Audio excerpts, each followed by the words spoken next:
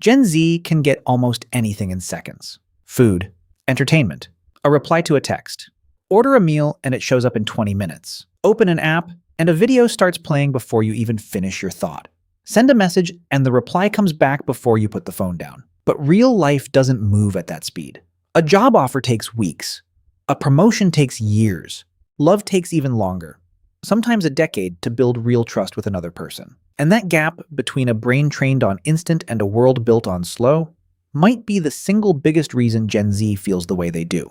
This is the real psychology of Gen Z, not their phones. The mismatch underneath them. Millennials got the internet as teenagers. Gen Z got it as babies. By the time most of them could talk, they already knew how to swipe a screen. Picture a 2-year-old sitting in a high chair, tapping a tablet before they can even tie their own shoes. Psychologist Jean Twenge studied this shift closely. She calls Gen Z iGen, the generation that never knew life before the smartphone. This is not a small detail. A brain that grows up with instant videos, instant answers, and instant rewards gets wired differently than a brain that grows up waiting for a letter in the mail or waiting all week for one television show.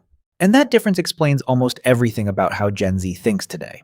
From how they shop, to how they date, to how they expect a boss to treat them on day one. Gen Z is often called the most anxious generation in modern history. That sounds harsh, but look at what they grew up watching. School shooting drills that became a normal part of childhood, not a rare event. Climate change warnings on every news channel.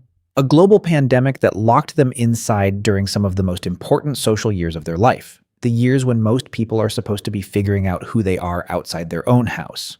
And a phone that never stops comparing them to everyone else. Every single day, every single hour. Older generations compared themselves to their neighborhood, maybe a few dozen people they actually knew. Gen Z compares themselves to the entire planet. To influences, classmates, and strangers, all scrolling past their eyes before breakfast. That is not weakness. That is an overloaded nervous system trying to survive in a world it did not design and never agreed to. Gen Z grew up watching adults argue online every single day. They watched the news change its story overnight. They watched companies get caught lying about their products, their data, their promises. They watched leaders say one thing on camera and do another thing behind closed doors. So they learned something early, long before they became adults themselves. Don't believe it just because someone said it. Check it yourself. Look it up. Find 3 sources before you trust one headline. This is why Gen Z questions everything. From the news, to their teachers, to the brands they buy from, and even the advice given by well-meaning adults who grew up in a completely different world. Not because they are rude, because trust was never handed to them for free. They had to verify it first, every time, with their own 2 eyes. Here's the strangest part. Gen Z has more ways to talk to people than any generation before them. Texting, gaming, video calls, group chats that never sleep. A teenager today might send more messages in one day than their grandparents sent letters in a whole year. But research from groups like Pew and Common Sense Media points to something surprising. Many Gen Z teens report feeling more alone than older generations did at the same age. Talking to a screen is not the same as being truly seen. Sitting across from someone, reading their face, hearing the pause before they answer, noticing the small things a camera never quite captures. You can have 500 followers and still feel invisible. Gen Z learned this the hard way. One quiet night at a time, scrolling through hundreds of names and still feeling like there is nobody to call. Here is where Gen Z breaks the pattern of every generation before them. Older generations were taught to hide their feelings and just push through, no matter what. Keep your head down. Don't complain. Gen Z did the opposite. They started saying things out loud.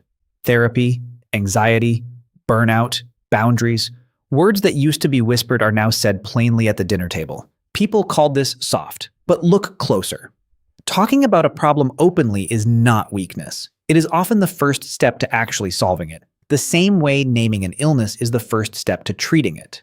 Gen Z did not create more problems than past generations.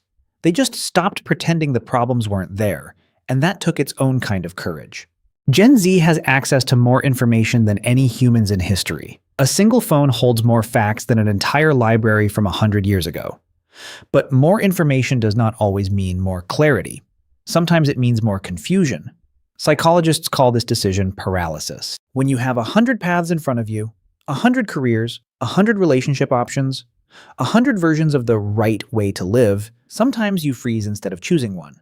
This is why so many young people today feel stuck, even though they technically have more choices than any generation before them. Too many open doors can feel just as trapping as none at all, because every open door means giving up all the others. There is another layer to this that older generations never had to deal with. Gen Z grew up watching curated versions of other people's lives, every single day, without ever seeing the full picture. A vacation photo without the argument that happened right before it. A day in my life video without the bad days that got left on the cutting room floor. Everyone else's highlight reel became the background of Gen Z's childhood. So they built their sense of self while constantly measuring it against a version of reality that was never fully real to begin with. It is like trying to judge your own height while everyone around you is standing on a box, and nobody tells you the box is there.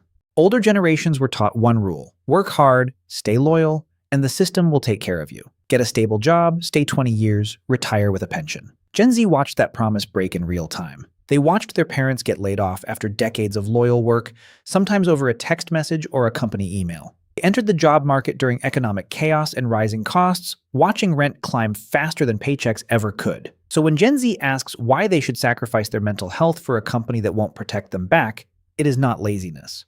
It is pattern recognition. They studied the deal their parents were offered, watched it fall apart, and decided not to sign the same contract without asking questions first. Every generation gets misunderstood by the one before it. Gen Z is no different. But here is the truth almost nobody says out loud. Gen Z is not weaker than past generations.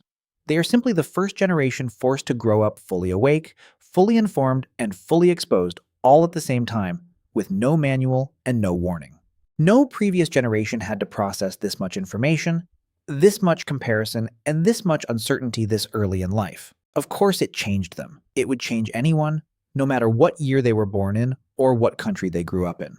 Gen Z did not choose the world they were born into. No generation does. You do not pick your decade any more than you pick your parents. But they are doing something important with the world they were handed. They are questioning old rules instead of copying them blindly. They are talking about mental health instead of hiding it behind a smile. They are trying to build something healthier out of a world that handed them a screen instead of a childhood, and that is not a small task. It means unlearning habits that were built before they even had a choice in the matter, and that kind of unlearning takes years, not a weekend. Maybe the answer isn't a faster world. We are not going to slow down the internet, and we are not going back to paper maps and landline phones. Maybe the answer is smaller than that.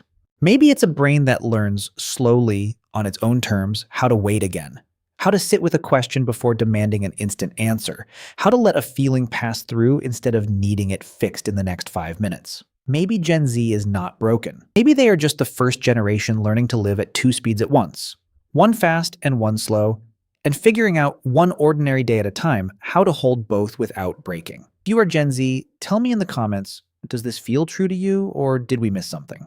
And if you are from another generation watching this, tell me how your own childhood compares. And if you want to understand your own generation next, subscribe because psychology never stops explaining who we really are.